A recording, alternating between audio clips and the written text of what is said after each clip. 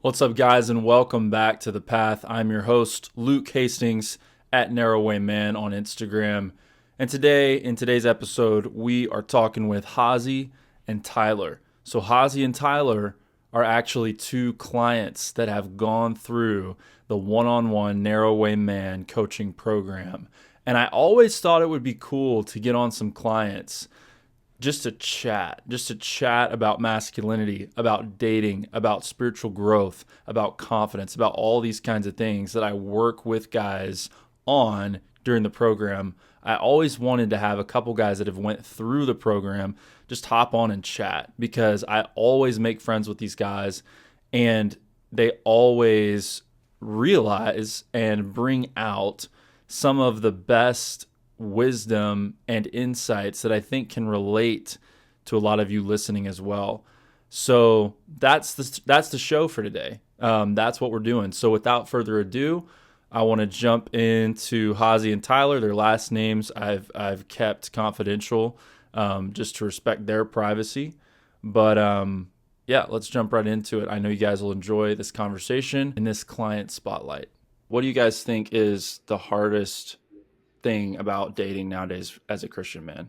I thought about that actually, especially when when we started talking, way back when. Um, there's a lot of distractions out there. It really is. There are so many things going on in society. Everyone has different dating intentions. Everyone's got different goals in mind. People are on different journeys of their life as well in regards to their career or like getting in a house, moving places, right? There's so many different things in that. And I remember when you and I talked way back when, if you don't have a clear vision of where it is that you're going in all aspects, not even just the dating world, life is going to be, it's going to get complicated. And so in regards to dating as well, now that you're dealing with multiple people potentially, if you don't know what it is that you're looking for, all right, in terms of a dream woman, if you will, you're gonna get lost in the sauce. Like, and that's where all the distractions come in and folks, wanting to have fun.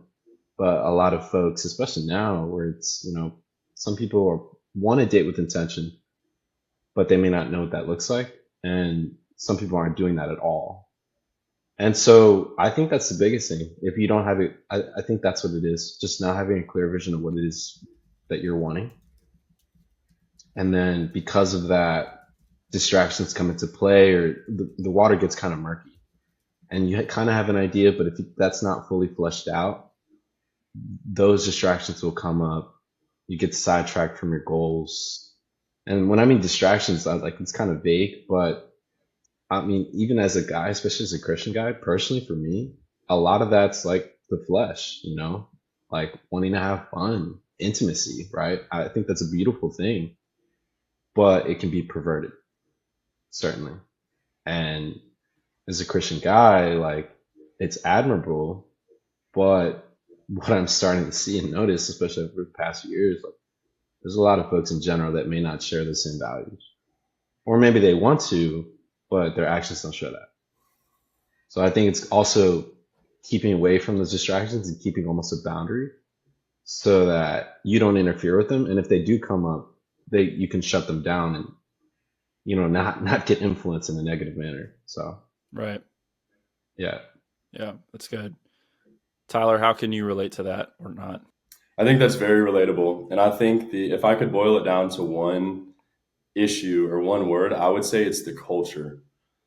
And that entails a lot of things, but mainly I feel like 50 years ago, a lot of young women, what did they want to do with their life? They wanted to be like a stay-at-home mom. They wanted to have children. They wanted to be a homemaker.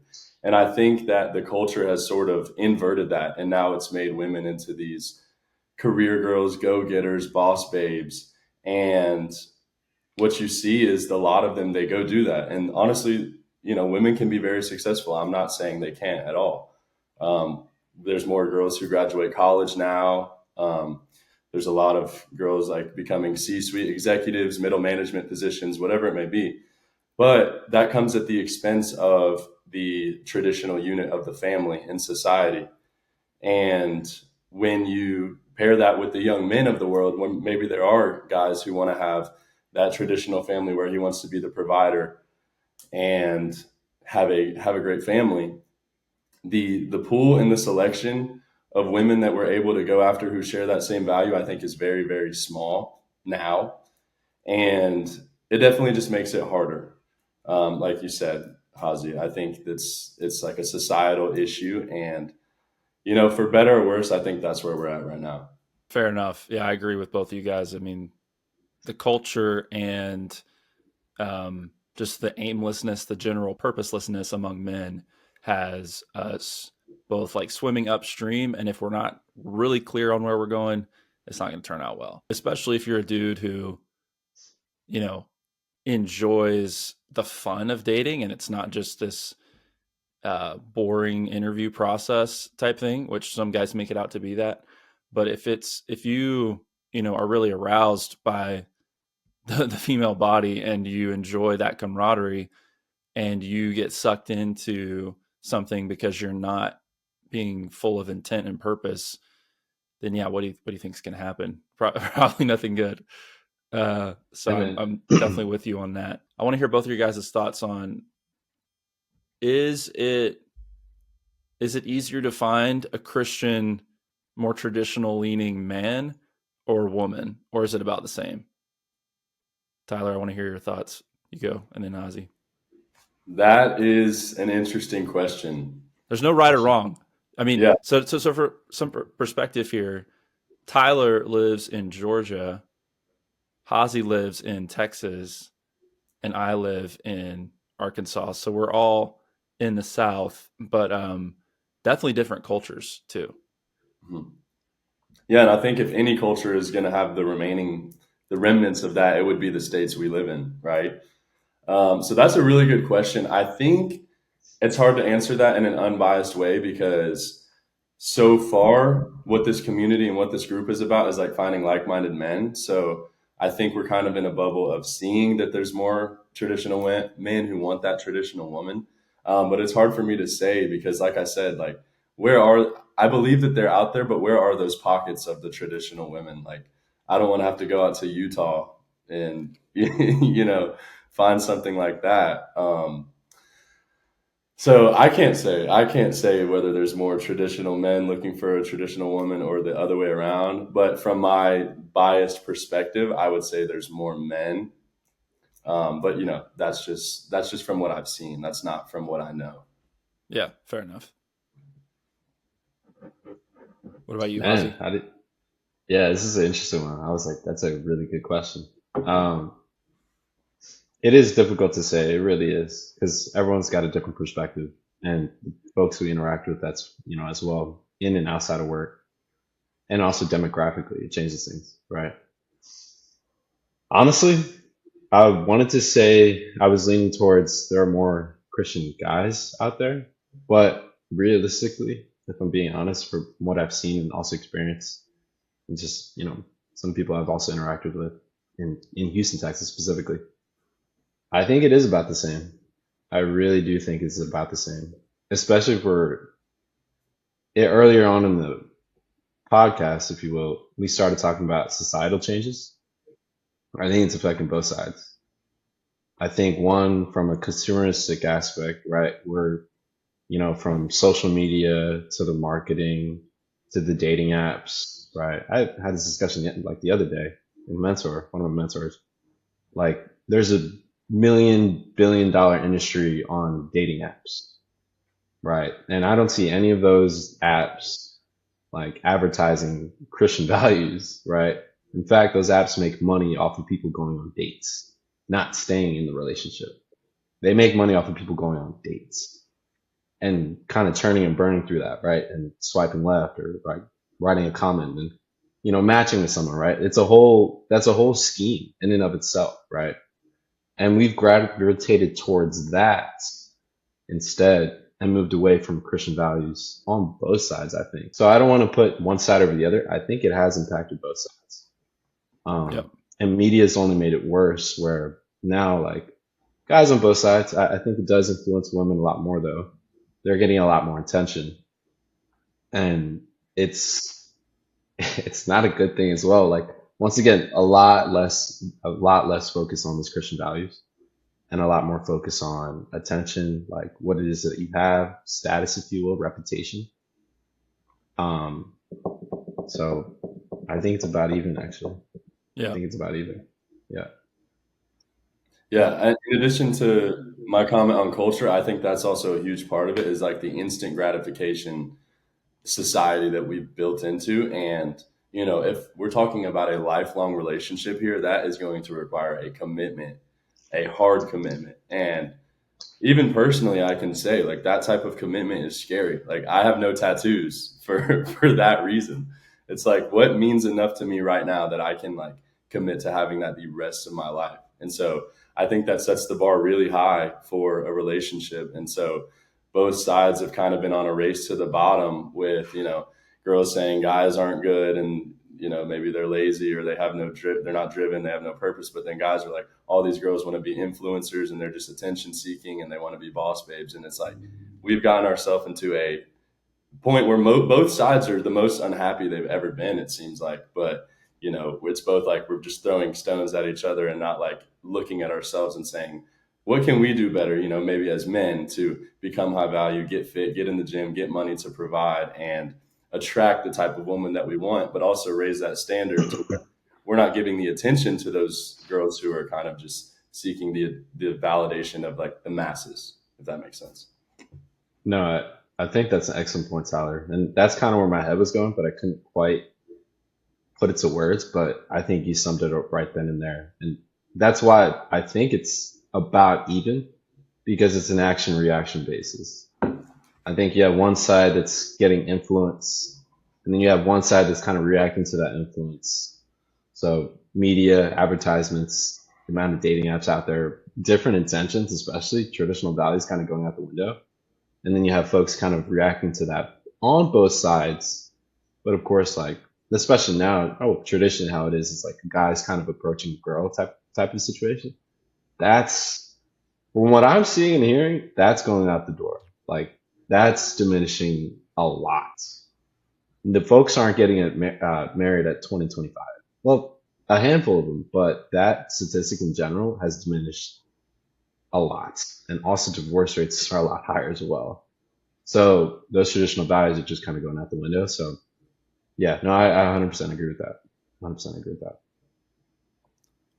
My take on it is like, I think I'm right in line with you guys, but also I do place responsibility on the men for this. And I'm very careful with pointing the finger because I suffered that a lot in my own marriage, like thinking everything was my fault, and thinking that, like, oh, my success as a man is dictated by how good my marriage is. And how good my marriage is dictated by how my wife is responding to my leadership.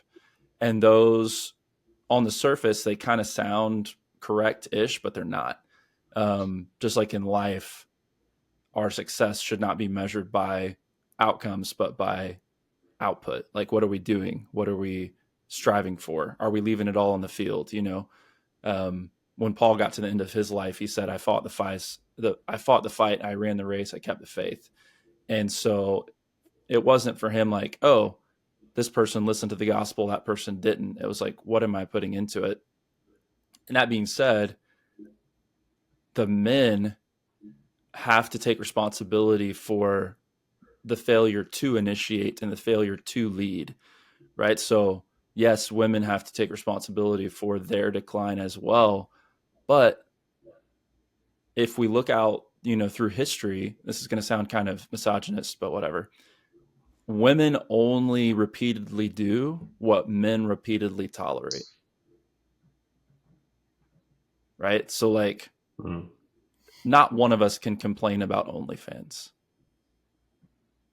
right? I mean, there's a sense in which, I've never paid for OnlyFans, so I can't so I'm not saying I'm responsible personally, but I am saying that the men who have enabled that are responsible, and our culture as men is responsible because the women, yeah, they're responsible for putting their bodies on that platform and exploiting themselves, and the same for pornography.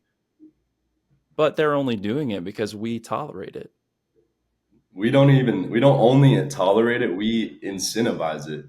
I saw a screenshot of Bad Baby. Y'all know her, Catch Me Outside girl.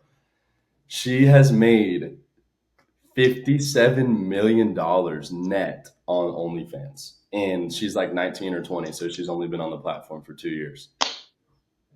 Like a sickening amount of money. And that's because there's that many dudes out there who are willing to pay her for whatever's on there. Like, so yeah, 100% as men, we need to do better because, yeah, what we tolerate is what will go on. And not only tolerate, but, incentivize. And the same thing with like social media likes and attention. Like any girl can post a thirst trap or like a provocative picture, and instantly her DMs are flooded and her comments are flooded of guys with hard eyes. Let me, guys will say anything in the comments. I'm sure it's worse in the DMs that's not public facing, but you know, that gives them a dopamine hit and a sense of pride and validation. And so, when girls say, "Oh, I just do it for myself to look good," you wouldn't be posting that picture if there weren't dudes being thirsty over you. I think that's the bottom line. And so, yeah, my message to all the dudes is stop being thirsty on social media, channel that energy to work on yourself so that you can just get one woman and we can sort of rebalance this thing that we're into. I, I agree with that. And to be honest, I think about it now, and I remember mentioning distractions, but I think because I can speak to it personally, because this happened to me, just in regards to dating over the last 4 years. I don't. I feel for the guys that have been in that realm in regards to the OnlyFans or like consuming that type of media, and I don't think they do it. I think some of them do it intentionally, but a lot of them don't. And I think the reason why they get succumbed by those matters, those especially worldly matters, a lot of them is because of the deep down insecurity or like something deep that's impacted them so much that they look for that validation, if you will, or that dopamine fulfillment elsewhere, outside of themselves, instead of reflecting inside, which is what you brought up earlier, Tyler, instead of self reflecting inside in terms of what's going on. That's uncomfortable. It's not easy, right? Grounding yourself with values, it's not easy. And instead, gone outside in the world and try to look for that instead. So that's a big part of what we do. And I guess my advice for guys that are kind of struggling through that, we're not perfect by any means. I get that. No one is. But, really take some time for yourself, especially if monitor how your headspace is doing, how you're thinking of where it is that you also want your life to go as well. And are you even happy with yourself? Right. Because that's going to affect a lot of what it is that you do and how it is that you date as well, and also moving with intention. But if you don't even have that foundation, that groundwork of the feeling secure in yourself, without that, you're going to encounter a lot of issues in general, not only dating, but with your life as well. And you're going to be distracting yourself, one, because maybe you're just trying to have fun, or you're distracting yourself because, from not wanting to, I guess, overcome an obstacle or overcome hurt, that's never been resolved, right? Whether that's trauma from your past or even trauma from dating, something, but that's got to be fixed and overcome and kind of reflected on first. And I think having that 100%. foundation will 100%, like if you don't have that foundation, it's going to affect literally everything. So I think that's also another reason why we're encountering so much going on right now, right? Um, so Yeah, yeah. those are my I two would cents. say Yeah. with that, you hit on something very, very important that any young man listening to this really needs to pay attention to. The point there for you listeners that are, I would say, under the age of 18, a lot of your sexual unwanted behavior, like your sexual sin, OnlyFans porn, any of that kind of stuff, like If you're under 18, a lot of that is probably just because you're horny. Let's be honest. Like, but to Hazi's point, as we get older, and it's not 18 on the dot, but like as we get older, it's not just about your sex drive. It's about using those things to self soothe and to escape and to suppress emotions that you don't want to feel. And what Hazi is saying is, guys, if you're into that kind of stuff in a bad way, right? Well, I guess it's all a bad way, but if you're into those bad things, then you need to check yourself and say, what am I running from when I engage in this? What am I trying to suppress when I engage in this? What bad feeling am I trying to soothe when I engage with this? Because there is an answer. If you're, under 18, it might be just as simple as, oh, I feel aroused and I feel bored. Let's go to this. But as you get older, and some of you even 16, 17, 18, but as you get older, you will start to not just use it like for kicks and giggles, but you'll start to use it as you have experienced trauma, as you have experienced loss, as you have experienced regret and sadness, right? Because your life starts to, like, when you turn 22 and you're not an astronaut, right? And you're not a millionaire, and you don't have a great woman on your arm, or whatever the case may be, then you start to self-soothe with these things. And, you know, there's Jack Daniels, and there's cocaine, and there's weed, and there's porn.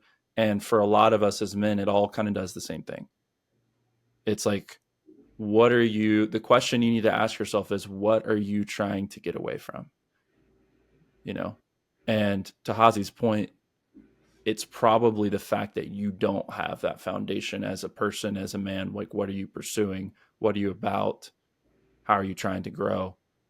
That's probably a void there. And you don't want to sit with that void because it is painful. Spot on. Yeah, that dude, that void, and I'm speaking from personal experience, that it sucks, but having that void as well follow you for the next 5 to 10, 15 years is even worse. Trust me. I'd like to hear briefly from each of you what your stories are as it relates to faith and your growth as a man. So, Tyler, let's start with you. Give us an overview of your journey and lessons learned with faith and masculinity so far. I think I grew up in an environment where, from the outside looking in, you would think I had a pretty perfect life, maybe quote unquote a privileged life, which, yes, I acknowledge that. I love where I was born. I'm incredibly blessed to be born in the time and the time and the place that I was born in. But I will say there was also some, uh, nefarious factors that came into play. So I'm from Atlanta, Georgia, basically 45 minutes outside. And so I came from a pretty good family. I'm the oldest of several children. And, growing up, I was always really good in school.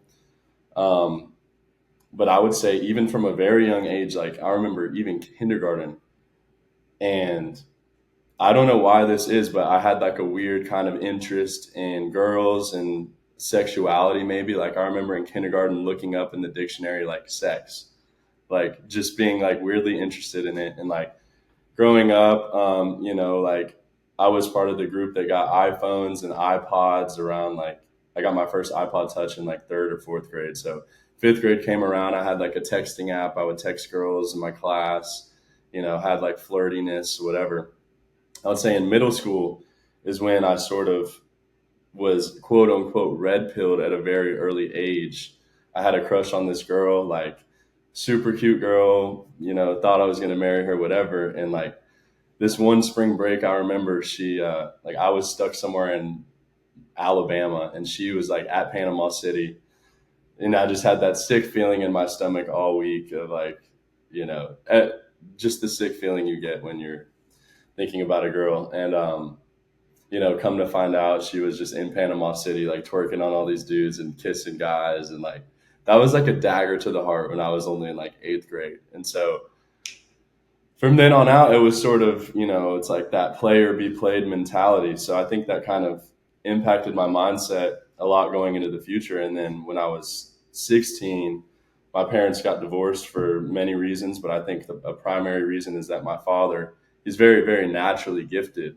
Everything comes easy to him in life. But because of that, he never had like the discipline aspect of things. And so, as a man, it's your responsibility to lead the family and be disciplined. And I think he definitely lacked in that area. And so there were some spiritual forces that maybe were able to impact our family. And so from like 16 onward, once my parents got divorced, it was me and my dad living in a 3-story house. And my mom, my brother, and my sister were younger, so they kind of went and lived with my mom. And I had that life where, from the outside looking in, again, it's what you want in high school. Like, I had no curfew, I could do pretty much whatever I wanted. And so, you know, in the moment you think it's great, but you end up sacrificing a lot. I think you either have to sacrifice the short term or the long term. And way too many people right now are sacrificing the short term. Or no, they're sacrificing the long term on the altar of the short term. And so, that just led to bad habits. We would drink at my house. We'd smoke weed in the basement. We'd have girls over. Like, it was just the party. And I think my first reality check hit when I didn't get into the college I wanted to. It was kind of a shocker. And so it kind of locked in for my freshman year of college. Made perfect grades at Georgia State, and then I transferred to the University of Georgia where I wanted to be. And so once I transferred there, it was kind of back to that, okay, like, I'm chilling now. I can get back to my party animal era. And so, Athens is known for the bar scene, for drinking, for an abundance of good looking women. So I kind of fell back into that lifestyle again, not having learned my lesson the first time. And every time you just end up in the same place. So I was feeling anxious, depressed, empty, just meaningless. But it's like, why do I feel all these things when I'm going after what the world tells me I should go after? And I'm the quote unquote should be, the happiest dude in the world. Right. So that just led me to, back to the Bible. I was at a super low point. I just opened the New Testament and started reading. And that is when it truly hit me for the first time, kind of having a little bit more of a mature mindset, being able to understand the context and what are the gospels and who is Paul. And I mean, it just hit me like a truck. And from then on out, started going to church, started serving in a small group, just realizing that Jesus can save you from anything. And like, now it's like, knowing that and knowing what I know, it's so important for me to tell more people, like, if you're in this like repeated cycle of vices and women and drugs and whatever, yeah, I think you're self-soothing and it's because you feel empty or whatever it may be. But, that led me to Luke, and Luke's program was super helpful. He's been a great base mentor. And, I even think, we're not meeting anymore, but especially back then, it would hold me so accountable, because I was like, I have to be on the phone with Luke, so I can't do this because I'm going to have to tell him, and it's going to be embarrassing, right? So I would say that's a big overview of my story. Of course, there's so many more details, but yeah, that's led me to faith, and it's still a journey. I mean, it's ongoing sanctification for the rest of your life once you're saved and once you're a believer. So I would just say, look to the Bible. If you're not a believer, if you think religion is a scam to control the population, ask yourself what you're being controlled by right now, and ask, do I want to be controlled by my vices, by my little guy, or do I want to be controlled and basically a slave to righteousness, right? A slave to the master creator of the universe, who wants what's best for us and knows what's best for us. So that's just a brief overview. Hope I didn't go on too much of a monologue there, but Thank you for sharing that with us, man. Being honest, I can definitely relate. Yeah, Jazie, let's hear from um, your end. Thank you all for tuning in. I want to jump in real quick and say something about the Narrow Way Man Inner Circle Men's Group. Okay, apparently a lot of guys are doing men's groups, more than I realized. And I've actually asked around a little bit, and I realized they're expensive. Like, the monthly price for some of these groups is pretty expensive. And so I think it's actually worth discussing how my group is not like the others. Okay, so the vast majority of these groups are for a considerable monthly fee. They're kind of pay to play. You just jump in, and there's weekly calls, and there's accountability and check-ins, and there's kind of use it or lose it group stuff.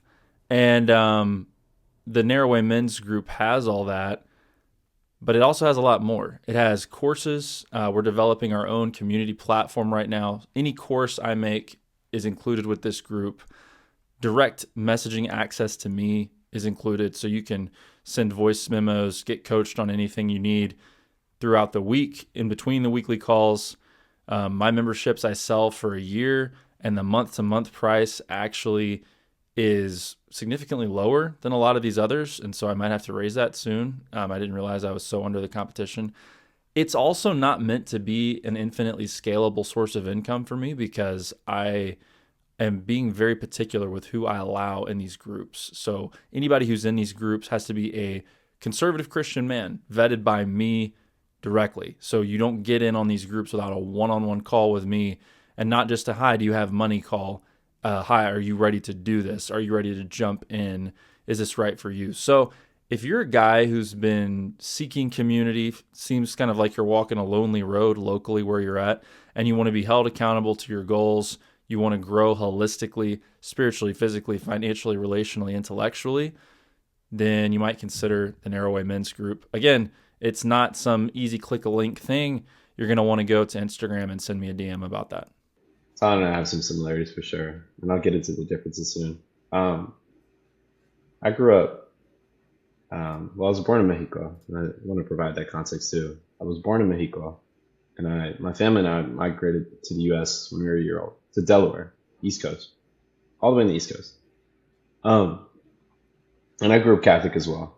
At least we were attending church up until I was 8, 9, 10 years old, and then stopped going. Uh, I think a lot of the issues that I had kind of stem from not having the best stable family household. Um, my dad was, unfortunately, not the best father figure. I've learned a lot from him, but he wasn't the best father figure, if I'm honest.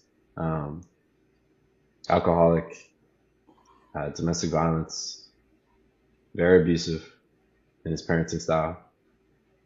So that was life growing up. I didn't have, and I also didn't have, for that reason, I was also a sensitive kid too, just naturally. I didn't have the best like emotional space to be myself in. So I kind of had to like encounter that, just all that growing up until I was like 16, 17, 18.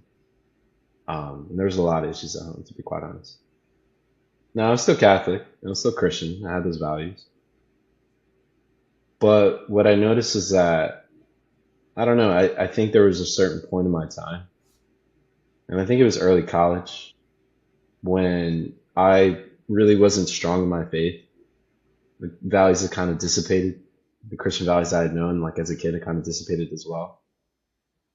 And issues started to come up in regards to friend groups, being a backstab or betrayal, if you will.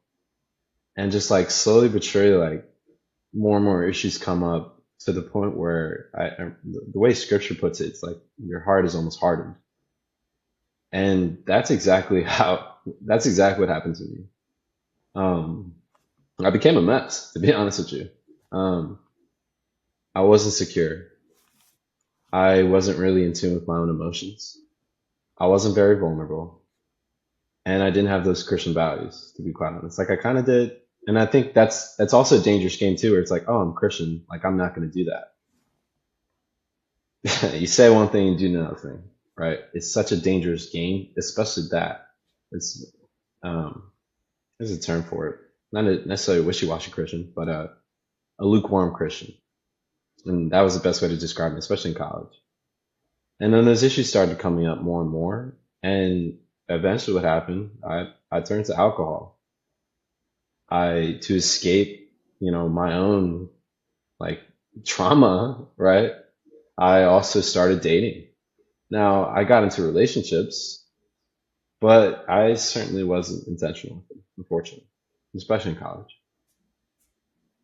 I graduated college, came down to Houston, Texas for my current job, which I'm very thankful for. It's been awesome. But in dating as well, right? Wanting to escape trauma, right? It's like, okay, cool. What's the next logical step? Get into a relationship. Okay, well, what does that look like? No idea. Just start dating around, right? And still, the same issues are still there. They're still lingering. Those issues have that trauma is not gone anywhere. Like it's always been there, and it follows you. And then now you start to date, and you start to throw in other. I don't want to call them obstacles, but other factors. Life gets a little bit more complicated. What I noticed was that when I was dating and I would get into relationships, quote unquote, I noticed that year over year, my dating and my relationship pattern, or I guess that relationship in and of itself started to like diminish, like in terms of time. Like I've been in a relationship about a year. Next girl, I'm in a relationship for like 7 months. The next girl, I'm in a relationship for like 3 months.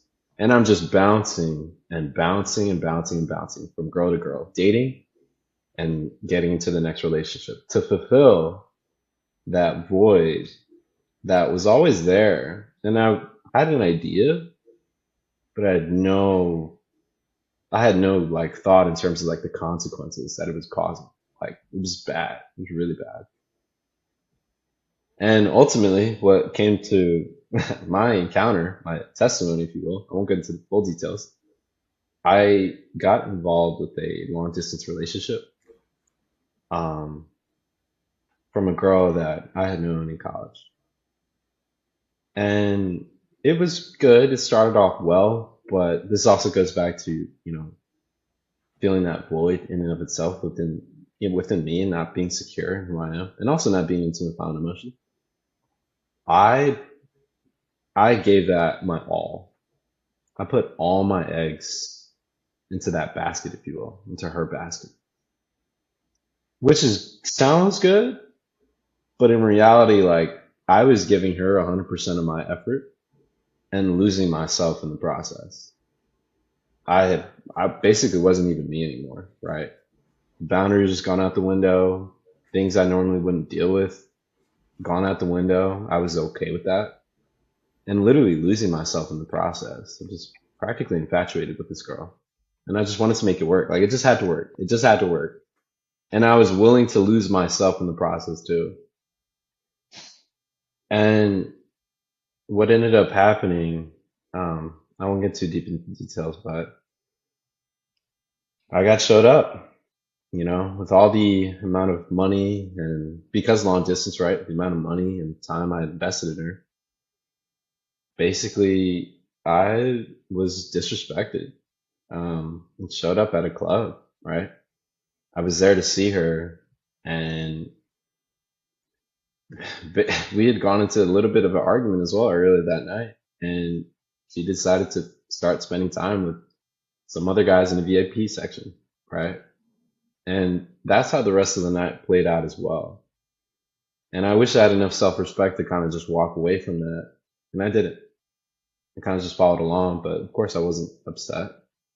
So that's how that situation turned out. And obviously there's alcohol involved as well, which it only makes things even more complicated. Emotions are high, alcohol's high, arguments, fights, things like that. Um, and I got into a situation where I almost nearly, in that night, in and of itself, in the span of 6, 7 hours, I almost nearly lost my life, right? Strange place, don't know anyone, involved in fights, altercations, almost nearly losing my life over it. I hit rock bottom. And from that, like my future was not in question. And almost nearly losing my life. And that rock bottom like really changed. It rocked my world. On top of the thousands of dollars I had already lost. That really rocked my world. And it was because of that void. And just not having enough self-respect to kind of walk away. And just not being intentional as well. With that, I started praying and turned to faith. I prayed every day for like 3, 4 months straight, just praying. And I opened up scripture just like Tyler actually. I started reading scripture again. Um, then that's what kind of turned it around, you know. And listen, I mean, I'm not perfect by any means. I've done some things I'm not proud of, but that experience in and of itself, like experience grace from the Lord, that feeling is indescribable. And kind of like also not only feeling that grace, but also kind of turning it around and saying like it doesn't have to be this way. Like you've always been, I've made you I've made you just as I've wanted you to be, right, from the Lord. Like you're perfect just the way you are. And there's some things you can improve, of course, but I've made you how I've wanted you to be. And just kind of feeling that and hearing that for the first time. That kind of changed the game. And that's when I started working with Luke as well and just, kind of getting a lot more in tune with my own Christian values, but also getting in more tune with myself as well, and having that foundation. And I found that foundation to be strongest with our Creator, right? I mean, I'm not in control. I mean, I have some actions and things I can do in my own life, but He's really in control. And He's ultimately shown me that love is the most powerful thing that He can demonstrate to you, and that you are worthy, and that He can help you also accomplish your goals as well. So yeah, Luke's helped me as well, kind of defining those values and getting more into that. That experience that happened to me where I hit my rock bottom happened about a year ago. And I could say like a year later, like I'm doing not too bad. I'm doing pretty well, right? Career wise, things are going well. And just in general, like, I mean, I went through a pretty harsh experience, right? Nearly losing my life over it, but a lot of wisdom as well learned from it. And just kind of helping other people out as well if I can, just kind of telling them what's out there and just having that secure foundation. But that secure foundation for what I've seen, and I've tried a lot of things. I haven't seen anyone else be able to provide the love and grace that God can offer. Amen. And just the values in line with that, like he's amazing and He can do a lot. And kind of just like giving yourself up and having Him instead take that place, take that number one spot. It's powerful. So let's go ahead and assign seeking God and going to church, prayer, reading the Bible. Anybody who's listened up to this point in the podcast, they already know that we're going to recommend that, and they already know that they should be doing that. So assuming that's already number one spot, what do you think men need to hear today? Like what does the modern man need to hear? And that could be in general or maybe younger version of Jazie. I think the number one direction and guidance I would say is that you are worthy. Just that in and of itself. That's like number one.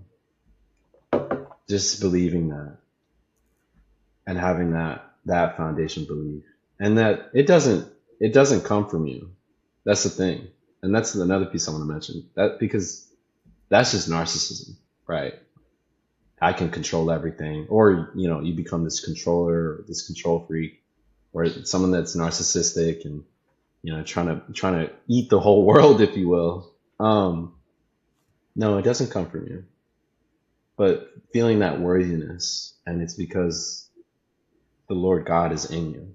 And ultimately, He's also the one that's saved you and redeemed you as well and adopted you. That's where I would start off. And I think that kind of equates to like feeling this, feeling worthy, feeling loved. That's a big one. I didn't have that. And then from there, once you have that grounded and founded, once again, it is very difficult to describe, but you'll know it when you feel it, especially when you get aligned with God. That feeling of peace, and then being able to take that peace and wash away all your trauma, wash away all your sins, and also clear the debris that's on your windshield.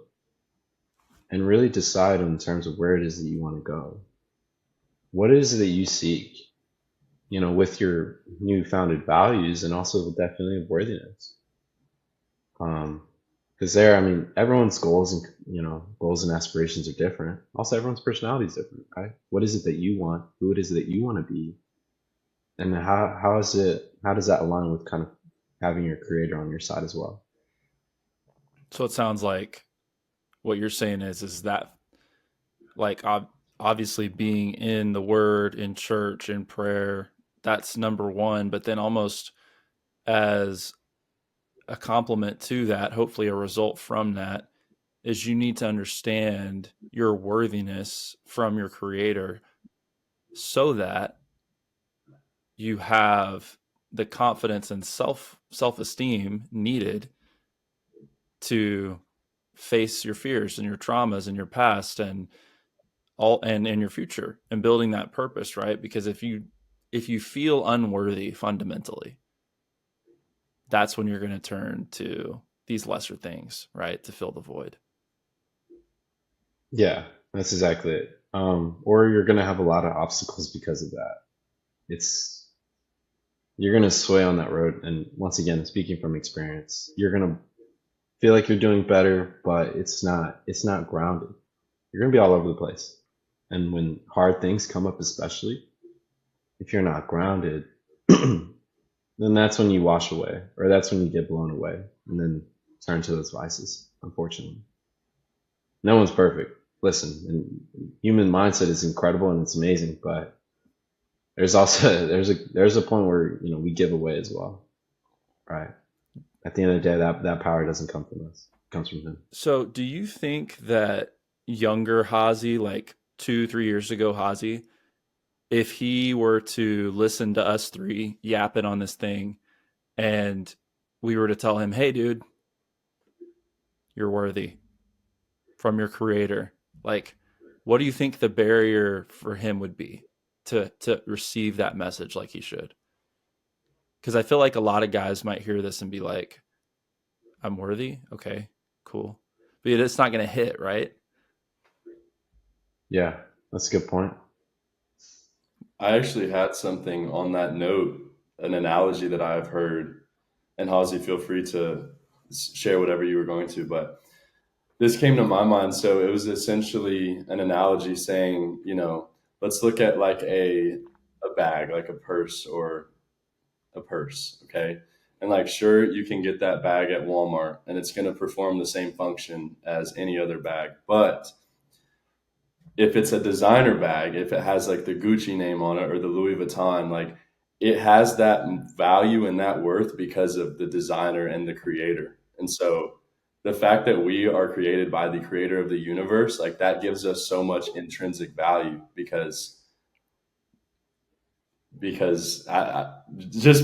yeah, it's so hard to accept that. But when you just look at it even through a worldly lens of like a designer could design something and it's worth so much more money just because that person designed it, like how much more valuable are we? I just thought that was a good analogy. But feel free to, I'd love to hear your response too. No, for sure. I 100% agree with that.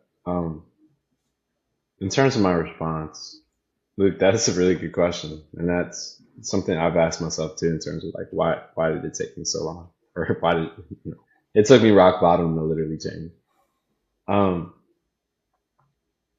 I think some things that I've heard as well from time to time as well. Now I'm like, you know what? That speaks so much. That speaks volumes. I think even telling myself that the things that you're doing now, like the typical protocol of like getting money, which is great. Don't get me wrong. Being financially successful is good, but dating around, having fun, doing this, doing that, like none of that is gonna fulfill you. And to be honest, you're really only doing that because you're escaping something. And deep down, like, listen, I mean, at the end of the day, I can't read anyone's mind, but I would tell myself literally, like, you know where you stand. Like, you know exactly what you're running from. You know exactly where you are in life. and you know what you want. And I would really ask myself, is where you're going right now, are you happy with that? Is where you're at in your life right now, are you happy with that? And then I would say, on top of that, I would say, is there anything in your life that you've dragged on and maybe even kept a secret and you feel like it's still affecting you?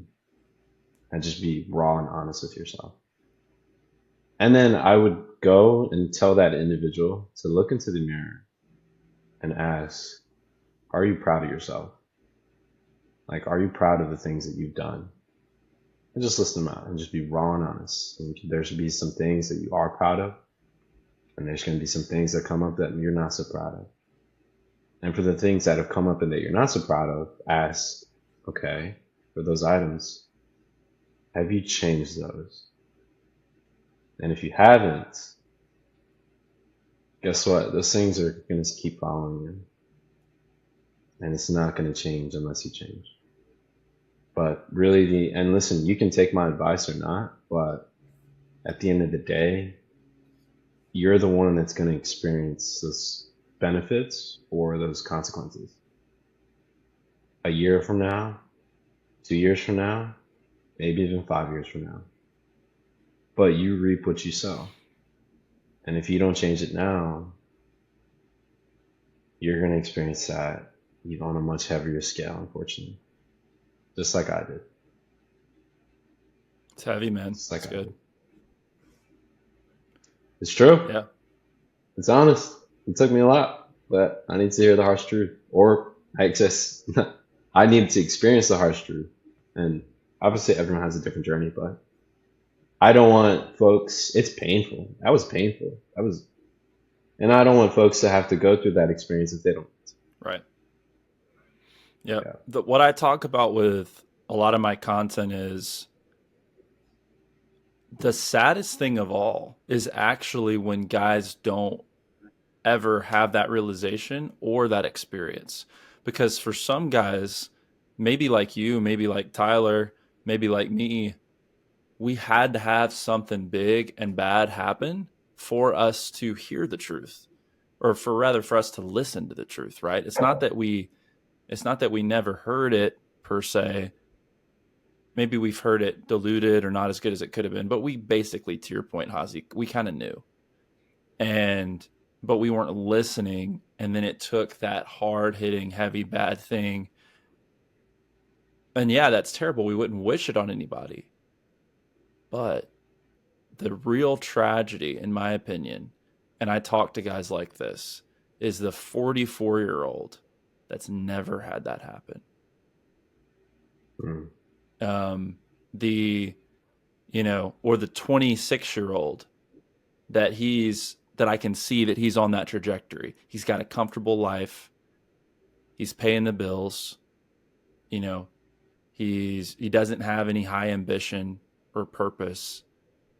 He reposts the memes and he makes comments and he works his job and his life is just coasting, right? It's like the real tragedy, I think, is that, on a long scale, right? Because like y'all both shared, kind of these short-term things that could have been a lot worse or whatever. And maybe they were really bad, but like you're healed now, or you're healing, you're on the right trajectory, but only through that pain did you learn the lessons that you've learned. And it's, my rally cry is to guys also that did not have it as hard, because they don't get to learn those lessons, right? They don't have that opportunity. So that's why I say you got to create your own catalyst sometimes. If you don't have one made of your own mistakes or of circumstantial tragedies or whatever it is, like, imagine living another 20 years without it. Tyler, we'll pose the same question to you. What do you think guys need to hear?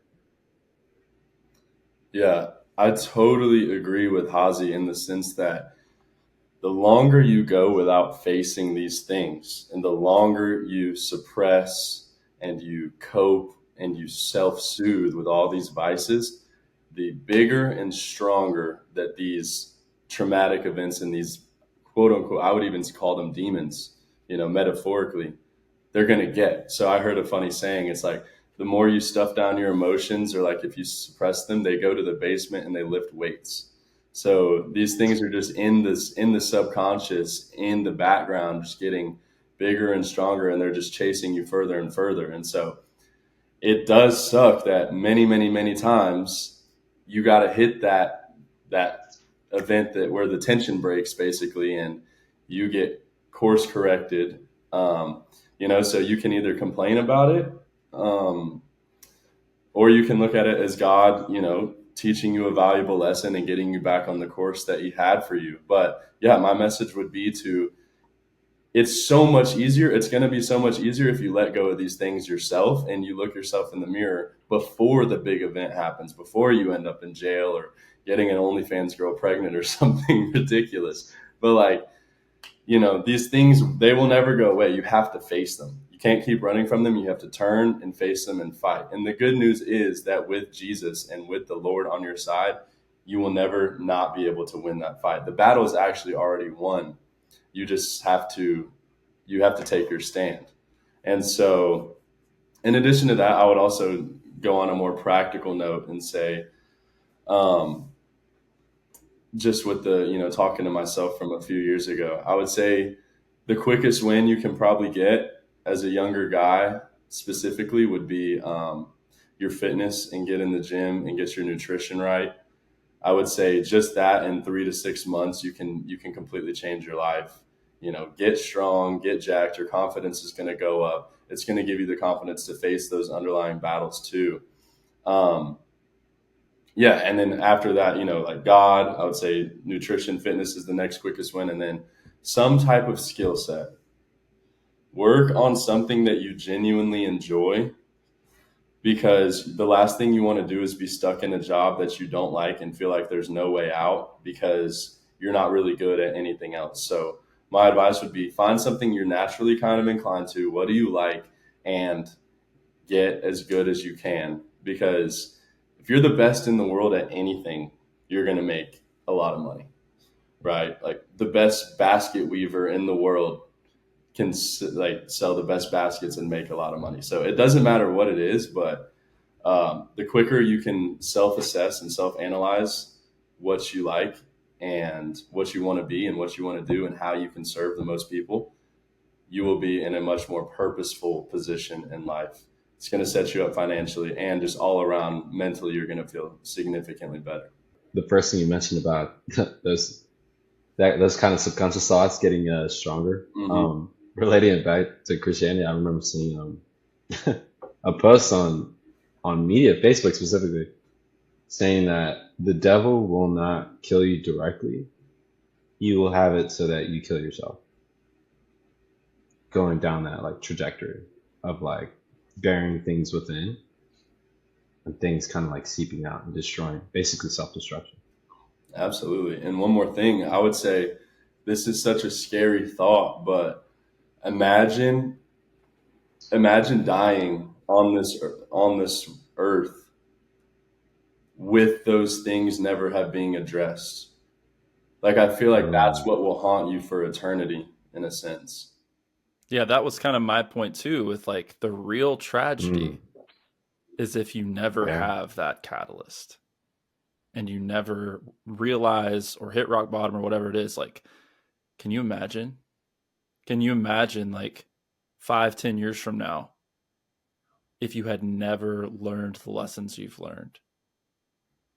Like Mm. that's that Fight Club, right? That's the life of quiet desperation that the narrator in that movie was living, because he had not, obviously that movie breaks down in a few ways, but the similarity is homie had never had a catalyst in his whole life, and he was way more miserable than either of you, even though he hadn't had that big tragedy, right?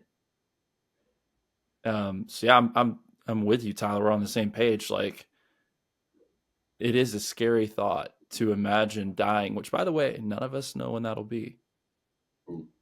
It's a scary I'll thought be to tomorrow. imagine dying and saying, "Oh yeah, I left it pretty much all on the table. I didn't really seize the day. I didn't really seize the one life I had because I was too afraid or too addicted to comfort or suppressing my emotions, not willing to be vulnerable, not willing to be my own catalyst, all those things." That is a scary thought. That is a scary thought, but also I remember hearing this in a sermon a while back ago, but also hearing as well, like being able to overcome that, especially with help from the Lord, and then finally getting to that judgment day where everyone will be judged, and hearing, I'm proud of the work that you've done. Just that. And just like overcoming everything, but also getting to that point. And what I've realized as well, getting to that point of not only overcoming your issues and being able to help other people out. Well, actually, that's it. Being able to help other people out. At the end of the day, what I've realized, especially from that rock bottom, was, and I know this does kind of take a little bit of a tangent from dating, but it does relate. Um, is that it was never really about you. Like it's not. Life isn't about you. It's about the folks around you, and also fulfilling that mission as well that Christ has in you as well. And if that makes sense in terms of tying in with a godly relationship as well, fantastic. But also kind of having that basis and being kind of, taking those overcoming those obstacles is almost a challenge as well to be better for it, but to also help the folks around you and really to become that profound leader that has the experience and the wisdom to help others along the way, creating other disciples. And finally leading the way as God intended to. And then you know, being able to die proudly, basically. Yeah, it's equally inspiring as it is scary, right? Like, yeah, it's really scary to think about losing your life by virtue of not living it, right? But it's equally as inspiring to your point, Hazi, of like, yeah, but you don't have to. You can live a life of a conqueror, an overcomer, a doer, and you can get to the end, and God can say, "Well done, my good and faithful servant." Right? Like, that's the dream. What are some practical things you can do to get out of that rut, or maybe kind of find what direction God wants you to go in? And just for some brief context, like for me, I'm in this sort of 9 to 5, like I'm spending it really 8 to 5, and possibly even way longer hours going to networking events and stuff. And so it's like spending all this time kind of just sitting in front of a screen while like the time is passing. And it's sort of like, how can you break out of that? Or how can you feel like, God's going to tell you, well done, when kind of if it might feel like you're not really achieving what you think he wants you to be. Right. Yeah. So I have other clients going through a similar phase for different kind of reasons. What you're referring to with that, Tyler, in my paradigm is the desert. So what we just talked about, breaking out of a rut, creating your own catalyst, unlocking, those emotions, the trauma, the vision, the purpose, right? That rebirth in a sense that, Hazi went through about a year ago and that you're going through and have been through in the past few years, Tyler. Um, and that I went through several years ago as well. Like that is that's the thing. That's the most important thing. But even if you do go through that, you will also go through seasons of desert where you're you're plodding on, and by faith you know that there's an end to the desert, and by faith you know that God is going to pull you through, but you're in that desert or you're in the valley of the shadow of death, or your enemies are surrounding you and you literally can't see hope. You can't see the way out. You can't see the provision. That's that's part and parcel for the course, man. Like that. And I'm not saying like, hey, just stay in your job forever. It's too bad. But I am saying, just for the audience, like this is a different issue, right? So there's a mental rut that you can be stuck in that we just discussed, but what you're referring to is a more practical, circumstantial rut, right? And Mhm. a lot of times, that there's a very individualistic nature to that question, because some guys are stuck in the 8 to 5 because their skill set limits them. Some guys are stuck in 8 to 5 because their boss is a complete jerk and just doesn't like them and they need to quit. Right. So there's so many different reasons why somebody might feel stuck in the 8 to 5. So to answer your question, no, I would say keeping that mindset of I have to keep going through this desert until there's a way out. Maybe you're supposed to create that. Maybe it's supposed to be revealed to you. But um, for the purposes of the listeners, like, there's a lot of people, I'm sure, that when you said that, they're like, "Oh my gosh, that's me," but it's not. Like, Tyler has his own reasons for feeling that way. Tyler's job is not their job. Tyler's complaints about his job are not your complaints with your job, right? There's So whenever you hear that and you're like, "Oh, that's me," it's not you, dude. Like, we're all on very different journeys, and that's a desert for Tyler right now. And I'm not sure how you're going to break out of that. Obviously, you and I in our one-on-ones, we've talked a lot about different ideas, but for the guy listening, I can't coach one-on-one when I'm on a podcast, but it's like, you have to understand that your first priority is to break out of that mindset and to break into the everything we talked about, the vulnerability, the emotions, the worthiness, the closeness with God, healing, setting a purpose, all those things. And then, even with that, understand that there will be desert times that you have to push through. All the patriarchs of the faith went through that. And once you're out of this one, hopefully you stay out for a while, but you'll go back into another one, whether it's career or relationally or personally.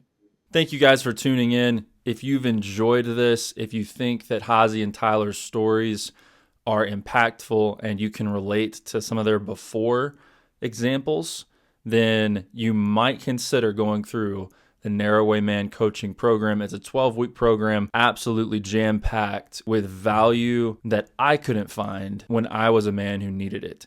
The advice I found in the church was not practical enough, and the advice I found in the world was not principled enough, and it was not moral enough, and it was degenerate. So I became a coach to address that need, and by the grace of God, I am addressing that need in my work. If you think you would benefit from that at all, there's a link below in the description where you can book a chat with me. Just have a no pressure chat. We're not going to do credit cards. We're not going to do any sort of sales. I want to make sure it's a good fit before we move forward. So if you want to book a no pressure chat with me, go to the link below in the description. Again, thank you guys for tuning in, and I can't wait to see you next time on the path.